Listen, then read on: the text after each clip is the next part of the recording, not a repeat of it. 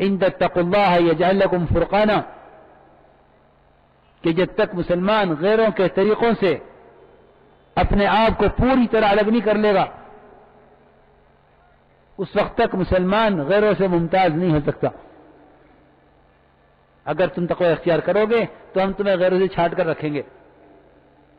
ان تتقوا اللہ یجعل لکم فرقانا۔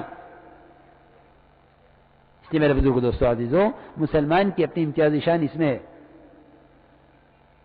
کہ وہ سنتوں پر آوے۔ اس لیے کام کا بنیادی مقصد احیاء سنت ہے کہ سنت عبادت، سنت عادت، اور تیسری سنت ہے سنت دعوت، کہ ان تمام احکامات کو، ان تمام عبادات کو، معاملات کو، اخلاق کو، معاشرے کو پوری امت میں زندہ کرنے کی محنت۔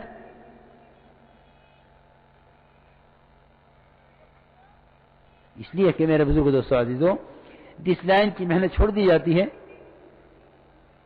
اگر زمیندار زمین کو چھوڑ دے اس کے حال پر تو اس میں کانٹے اگیں گے۔ جس لائن کی محنت چھوڑ دو گے وہ لائن ختم ہو جائے گی۔ بنیادی طور پر امت نے دین کی محنت کو چھوڑا تو سارا دین زندگیوں سے نکل گیا۔ اس لیے عرض یہ ہے کہ دین کو دعوت میں لایا جاوے، کہ دین کو دعوت میں لایا جاوے، کیونکہ ہر زمانے میں دین دعوت سے قائم رہا۔ نبی آئے، دعوت آئی، دین آیا، نبی گئے، دعوت گئی، دین گیا۔ اس سے میرے بزرگ دوستو عزیزو، ہمارا یقین ہو، ہمارا اس پر یقین ہو کہ امت جس زمانے میں جس طرح کے بھی خسارے میں ہوگی، جس زمانے میں جس طرح کا بھی خسارہ ہو، کہ کسی بھی لائن کے خسارے سے امت نکل نہیں سکتی جب تک امت دعوت پر نہ آوے۔ بھائی بیٹھ جاؤ، انہیں بٹھاؤ بھائی، یہ کندھے پھیلانا تو حرام ہے۔ کہ اللہ تعالی نے قسم کھا کر فرمایا، حالانکہ اللہ کو قسم کھانے کی ضرورت نہیں ہے، کہ اللہ کا کلام بغیر قسم کے مدلل ہے، مؤکد ہے، کہ اللہ کو قسم کھانے کی ضرورت نہیں ہے، لیکن اللہ نے قسم کھا کے فرمایا کہ قسم ہے زمانے کی۔ اچھا، اور قسم بھی زمانے کی کھائی ہے، کہ زمانے کی قسم کھا کر یہ فرمایا کہ زمانے کی قسم کہ ہر زمانے کا انسان خسارے میں ہے، سوائے ان لوگوں کے جو چار کام کریں: ایمان لاویں، اعمال صالحہ کریں، دو، اور تیسرا کام یہ کریں کہ دوسروں کو ایمان پر آمادہ کریں اور دوسروں کو اعمال صالحہ پر آمادہ کریں۔ مفتی شفیع صاحب رحمۃ اللہ علیہ، جو بہت معروف مفسر ہیں، جن کی معروف تفسیر ہے معارف القرآن، انہوں نے بہت تفصیل کی ہے سورہ والعصر میں، بلکہ یہ فرمایا ہے، امام شافعی رحمۃ اللہ علیہ کا قول نقل کیا ہے کہ اگر امت صرف سورہ والعصر میں غور کر لے تو امت کی نجات کے لیے کافی ہے۔ اس لیے کہ اس میں سارا دین آ گیا، سارے دین کی محنت آ گئی، کہ اگر امت صرف سورہ والعصر کو غور کر لے تو امت کی نجات کے لیے کافی ہے۔ تو فرمایا کہ اسباب نجات چار ہیں، اسباب نجات چار ہیں: ایمان، اعمال صالحہ، تواصی بالحق، تواصی بالصبر۔ خود ایمان لانا، اعمال صالحہ کرنا، دوسروں کو ایمان، اعمال صالحہ پر آمادہ کرنا، یہ چار کام ہیں اسباب نجات۔ صرف دو نہیں ہے ایمان، اعمال صالحہ، بلکہ چار ہیں۔ یعنی یہ بات سمجھنی چاہیے کہ امت باوجود اعمال کے نجات کیوں نہیں پا رہی، کہ باوجود اعمال کی کیوں نجات نہیں ہے؟ کہ وجہ یہ ہے کہ نجات کے 4 اسباب ہیں، جن میں سے امت 2 اسباب پر عمل کر رہی ہے، وہ بھی جو کر رہے ہیں وہ کر رہے ہیں، ایمان اعمال صالحہ،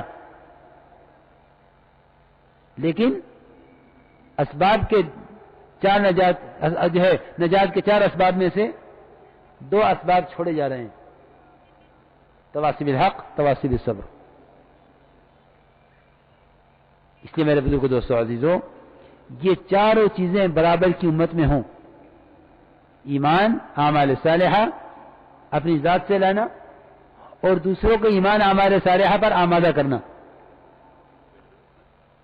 اس طرح نجات کے اسباب 4 ہیں۔ جب بھی یہ امت دعوت چھوڑ دے گی، امت میں سے دین نکل جائے گا، یہ بات بالکل حق ہے۔ میرے بزرگ، دوستو، عزیزوں، ہم تو دعوت کو نجات یقین کریں کہ دعوت میں امت کی نجات ہے۔ قرآن صاف طور پہ کہتا ہے کہ وہی لوگ کامیاب ہو گئے جو دوسروں کو بھلائی کا حکم کریں، برائی سے روکیں، اولئک ھم المفلحون، کہ وہی لوگ کامیاب ہو گئے کہ جو بھلائیوں کا حکم کریں دوسروں کو اور برائی سے روکیں دوسروں کو، کہ وہ لوگ کامیاب ہو گئے۔ کون کون کامیاب ہو گئے؟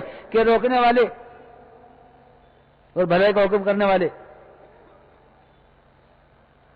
دیکھو، بھلائی کا حکم کرنا اور برائی سے روکنا یہ اصل میں خود اپنی ذات کے لیے ہے۔ ہم یہ سمجھیں کہ دوسروں کی اصلاح کے لیے، اس میں کوئی شک نہیں کہ اس سے دوسروں کی بھی اصلاح ہو جائے گی، لیکن اصل میں بھلائی کا حکم کرنا، برائی سے روکنا یہ آدمی کی اپنی ذات کے لیے ہے، کیونکہ یہ دعوت ہے اور دعوت میں اس کی نجات ہے۔ چاہے امت گناہ کرتے کرتے اس حالت پر آ جائے کہ لوگ یہ کہہ دیں کہ اب یہ دین پر آنے والے نہیں ہیں، یہ کہیں کہ اللہ نے پھر بھی دعوت ایک ایسی محنت دی ہے کہ پھر بھی امت کے تقوی پر آنے کی امید کی جا سکتی ہے۔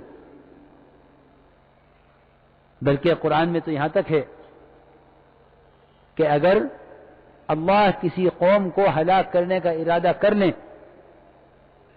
اور اللہ کسی قوم کو عذاب دینے کا ارادہ کر لیں، ان کو بھی دعوت دینے میں دعوت دینے والوں کے لیے نجات ہے، اور اس حال میں بھی ان کے تقوی پر آنے کی امید ہے۔ ہم تو بہت جلدی فیصلہ کر لیتے ہیں نا کہ فلاں بستی، فلاں علاقہ، وہ تم یہاں 20 سال ہو گئے دعوت دیتے دیتے، یہ تو سننے والے ہی نہیں ہیں، یہ تو مانیں گے نہیں، چھوڑ دو ان کو۔ ہاں، یہ بھلی بات قبول نہیں کریں گے، ان کو چھوڑ دو۔ میرے بزرگوں، دوستو، عزیزوں، داعی کا کام ہوتا ہے اپنا کام پورا کرنا، نتیجہ اللہ نے اس کے ہاتھ میں نہیں رکھا، نتیجہ تو نبیوں کے ہاتھ میں نہیں ہے، ہمارے ہاتھ میں کیا ہوگا کہ نتیجہ تو نبیوں کے ہاتھ میں بھی نہیں ہے۔ انک لا تہدی من احببت، کہ نبی جی اگر آپ کسی کو ہدایت دینا چاہیں گے تو آپ نہیں دے سکتے ہدایت اللہ کے ہاتھ میں ہے۔ ہاں، آپ جو محنت کر رہے ہیں بے شک یہ محنت ہدایت کی ہے۔ انک لا تہدی الی صراط مستقیم یہ بھی فرمایا، انک لا تہدی من احببت یہ بھی فرمایا کہ بے شک آپ کا کام ہدایت، آپ سیدھے راستے کی طرف رہبری کرنے والے ہیں، اور یہ بھی فرما دیا کہ آپ کسی کو ہدایت دے نہیں سکتے۔ تو مزیدار بات ہے کہ نجات اللہ کہ نتیجہ اللہ کے ہاتھ میں ہے، محنت ہمارے ذمہ ہے،